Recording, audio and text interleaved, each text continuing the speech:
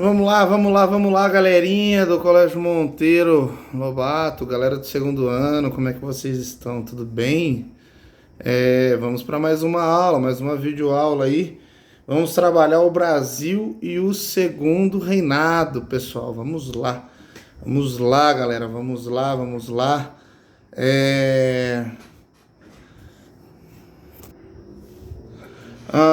Vamos lá, pessoal. A história do segundo reinado, ela começa com um fato histórico muito importante, ok? Que no caso é os 14 anos, né? Do Pedro de Alcântara, né? O fato dele ter sido elevado à condição de imperador somente aos 14 anos de idade.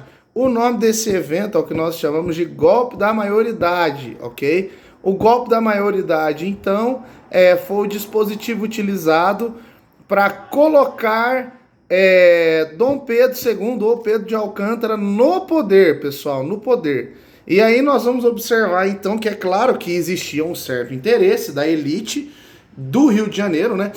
A elite, inclusive elite cafeeira, as elites agrárias brasileiras, principalmente do Rio de Janeiro, tinham o interesse de colocar Pedro de Alcântara no poder, porque ele no poder, ele traria uma repercussão muito boa, pessoal. Ele traria uma repercussão muito boa, porque ele colocaria ordem na casa.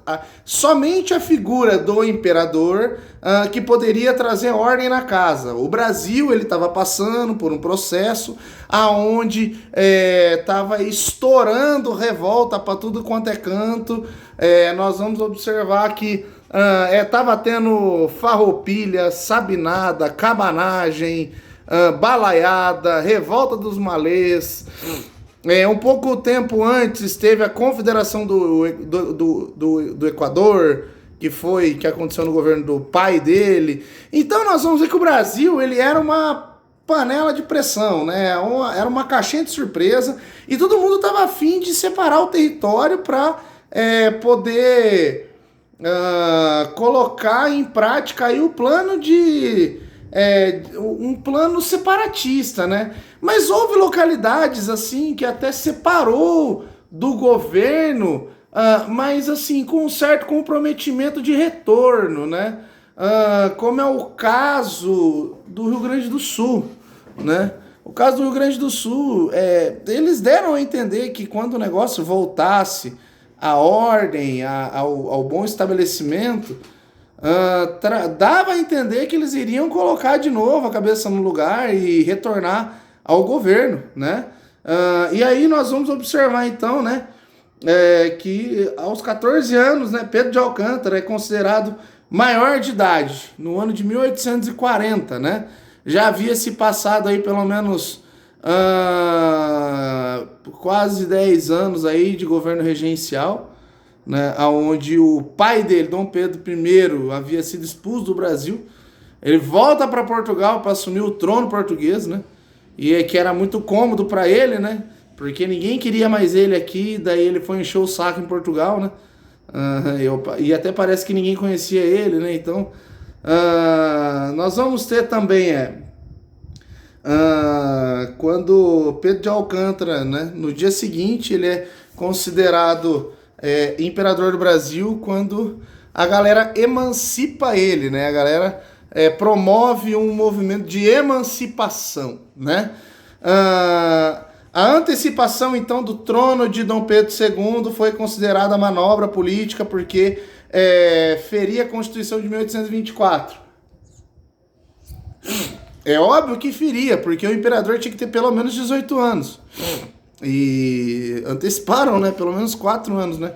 Mas só que mais 4 anos do Brasil nessa balbúrdia toda, nessa revolta sem fim, a galera não aguentava, não. A elite agrária brasileira não iria aguentar. Porque a elite agrária brasileira, principalmente a ala do conservadorismo, né? Eles tinham interesse no poder, eles tinham interesse no plano de poder. A ala liberal também tinha interesse no plano de poder, né? Pensava-se um pouco diferente do conservador, mas na prática era tudo farinha do mesmo saco, ok? Tanto é que depois Dom Pedro II ele cria o Ministério da Conciliação, chama os dois grupos, fala assim, gente, Vamos ser felizes, vamos sentar todo mundo junto, vamos sentar todo mundo junto no recreio, vamos ser felizes, né? Mais ou menos essa ideia, né? O objetivo, né, era acalmar os ânimos da população, porque havia revoltas em muitas regiões do Império. E o Brasil, né, tipo, não tem nada a ver com um tabuleiro de xadrez, por exemplo, né? O mapa brasileiro, ele é o mais estranho possível, né? O mapa brasileiro, ele parece mais um continente do que um mapa, né? E aí nós vamos observar, então, que vai acontecer, então, essa necessidade de intervenção, né? Isso é uma necessidade, né? Como é que é a política do segundo reinado, pessoal? Disputa entre liberais e conservadores na década de 40, né? Nós vamos ter as eleições do cacete, né? Leva-se esse nome porque houve as primeiras eleições e o grupo liberal ganhou, mas os conservadores falaram que foi roubado, e daí eles foram para as ruas e dissolveram as manifestações acacetadas, e aí Dom Pedro II ele é obrigado a cancelar as eleições, convocar novas eleições, e nessas novas eleições os conservadores venceram, e isso gera um desconforto muito grande entre os liberais, e aí depois Dom Pedro II tem que criar o Ministério da Conciliação para trazer todo mundo junto, tipo mesa de família, né, no domingo à tarde, quando todo mundo tá brigado, e aí a avó tem que juntar todo mundo, fala, não, gente, todo mundo é primo, todo mundo é amigo, todo mundo é legal, todo mundo é brasileiro, todo mundo quer o poder, né, todo mundo tá aqui com o único objetivo, que é poder, ninguém tá aqui com outro objetivo a não ser esse, entendeu? Então, vamos, galerinha, vamos trabalhar junto, vamos fazer desse imperador um imperador duradouro, é mais ou menos essa ideia, né?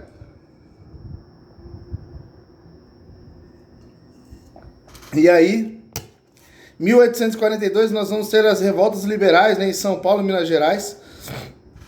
Nós vamos ter a Revolta Praieira no ano de 1848 em Pernambuco. Pessoal, prestem atenção. Revolta Praieira foi a primeira revolta de cunho republicano, ok? E adivinhem vocês, Revolta Praieira acontece aonde? Em Pernambuco, né? Tudo acontece em Pernambuco. Todas as principais revoltas que vão dar indício a uma sinalização que o Brasil vai tomar, acontece a revolta em Pernambuco. Ó, 1817 aconteceu a Revolução Pernambucana, ok? 1824 aconteceu a Confederação do Equador. Leva esse nome porque a linha do Equador passa por Pernambuco, passa pela capitania de Pernambuco, né? E agora a Revolução Praieira também, né? A Revolução Praieira também, né? Vai acontecer em Pernambuco, pessoal. Então, normalmente Revolução em Pernambuco é um forte indício de alguma coisa no governo, certo? Nós vamos ter a instituição do parlamentarismo no ano de 1847. Mas, pessoal, prestem atenção nesse modelo de parlamentarismo. É o que nós costumamos chamar na história de parlamentarismo às avessas. O que seria um parlamentarismo às avessas, professor? Isso é muito estranho. Nós vamos observar que Dom Pedro II ele cria um conselho de ministros. O que é um conselho de ministros? É tipo juntar todo mundo e colocar um ministro como o ministro. Tipo o ministro-chefe, entendeu? Tipo o ministro-chefe da Casa Civil. Parecido, tá? Não tem nada a ver, mas é parecido, beleza? E aí, pessoal, ele cria esse dispositivo, por quê? Porque nós vamos ver que a galera do legislativo vai votar um ministro. Esse ministro vai ser um governante, entre aspas, ok? Só que o poder do imperador vai estar acima do poder dele. Dom Pedro II ele não vai abrir mão do poder moderador. Ele nem podia abrir mão do poder moderador, né? Se você for observar bem, Dom Pedro II nem podia abrir mão do poder moderador, porque o poder moderador é o que mantinha o Brasil, que já era caótico dentro de uma ordem, ok? Ah, o senhor está defendendo Dom Pedro II. Não, eu estou procurando explicar a lógica do qual ele pensou, entendeu? Dom Pedro II ele fica aí pelo menos 49 anos no poder, tá certo que é bastante, tá certo que é um poder absolutista, tá certo que ele podia mandar e desmandar, só que Dom Pedro II ele preferiu não utilizar desse dispositivo do mando e desmando, porque isso era muito ruim, né, se você for pensar. Isso é meio estranho, né? Tipo, mandar e desmandar. Quem é você, né? Mais ou menos essa ideia, tá? Então, qual que é o interesse de criar o parlamentarismo às avessas no Brasil?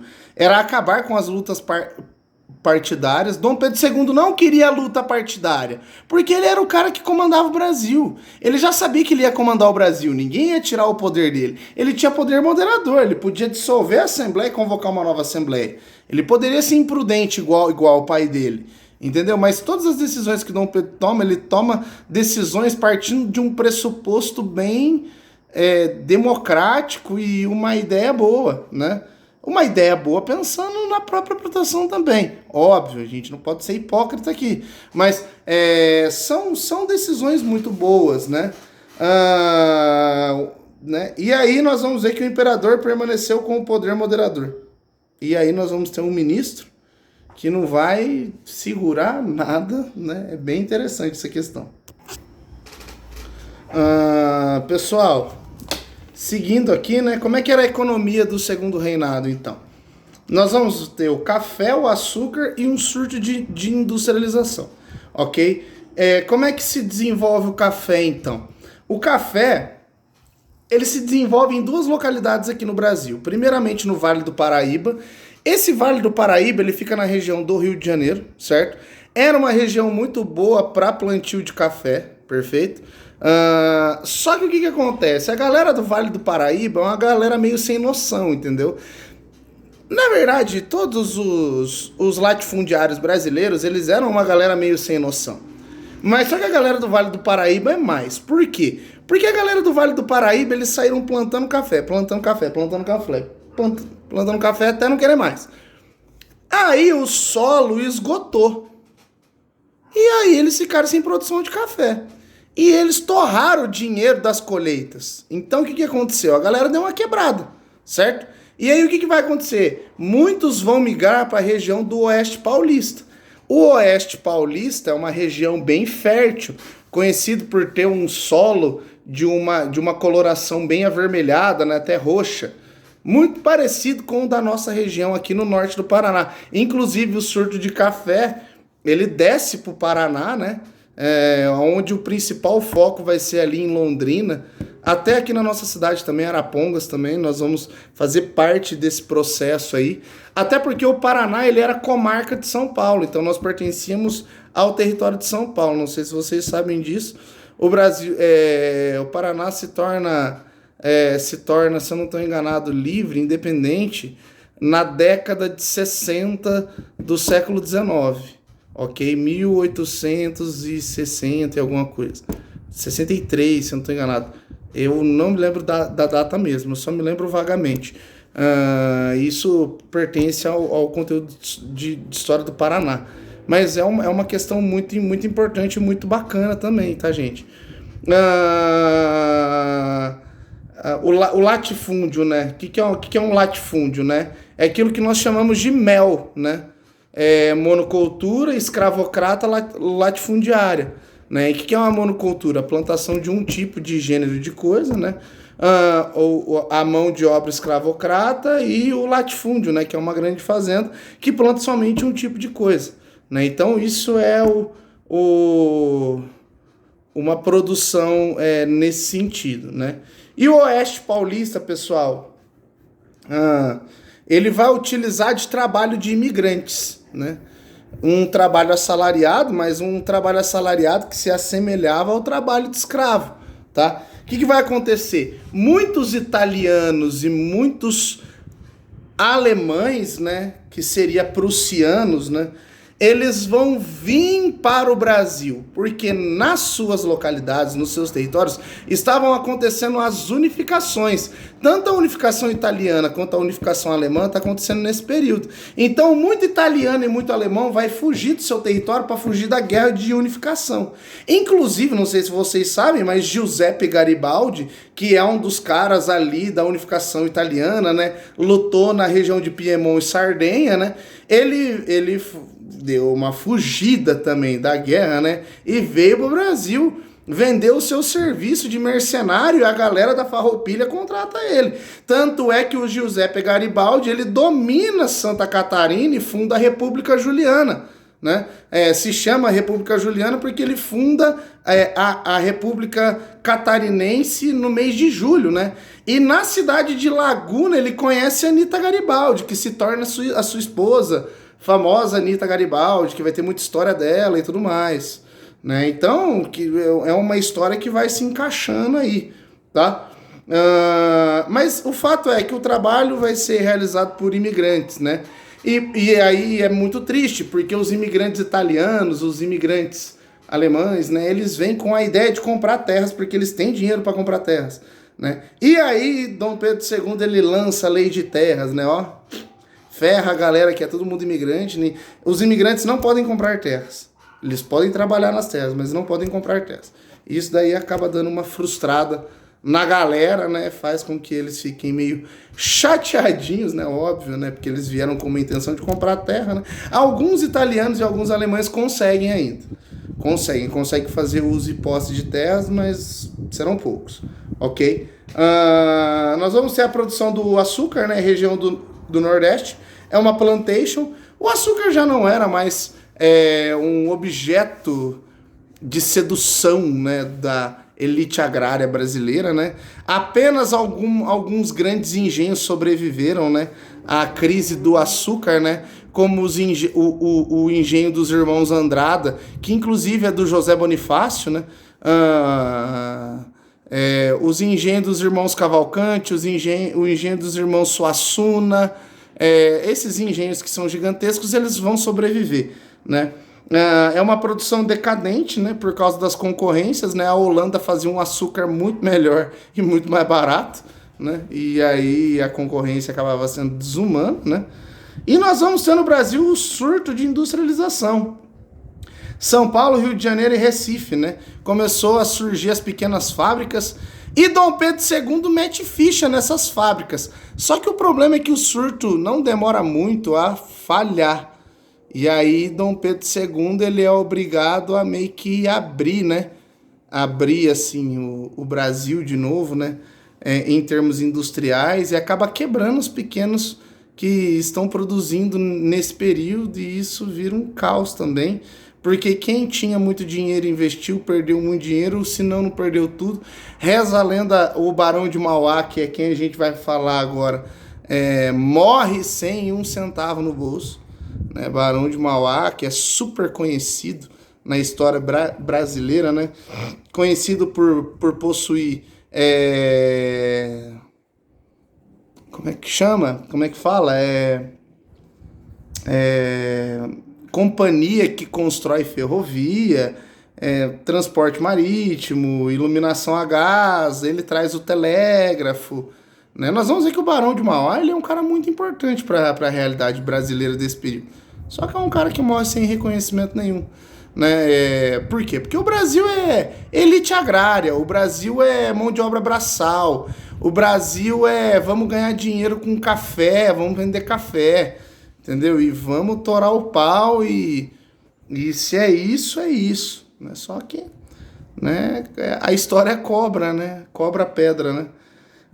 A chegada dos imigrantes, né, o fim do tráfico negreiro, o desenvolvimento da lavoura cafeira contribuíram para a industrialização, né? Só que não vai contribuir por muito tempo, o Brasil logo vai dar uma quebrada, né? A indústria só volta a ser propulsante no Brasil no governo de Getúlio, né? Que daí ele cria as indústrias de base, daí depois vai vir o JK e vai passar a rodovia até no céu, na porta de Cristo, entendeu? Ele, né, Por quê? Porque ele está trazendo as principais concessionárias de carro para o Brasil. Ele tinha que fazer rodovia e rua, né? Para esses carros andar, né? E daí, né? Mais ou menos. Por isso que o Brasil ele não usa tanto dispositivo férreo, a ferrovia, tá? Só por curiosidade, né? Você que tem curiosidade do porquê que o Brasil não utiliza tanto trem, por causa do JK, amiguinho. Porque o JK, ele quis aí desenvolver a indústria automobilística internacional, né? A indústria automobilística estrangeira, né? E existia todo um plano no Brasil, né? O plano do André Rebouças, né? Para fazer do Brasil fechado em linha férrea, né? Ligando aí ligando o Atlântico ao Pacífico, né? Passando pelas nações que são vizinhas do Brasil, só que o Brasil necas em relação a... Agora a gente passa raiva, né? Porque se tem greve de caminhoneiros, caminhão para, mas tá tudo perdido, né? Porque linha férrea é, né, artigo de luxo, né? A galera até para tirar foto se nunca viu o trem, né? Então, crise na monarquia, no dia 15 de novembro de 1889, então, nós vamos ter aí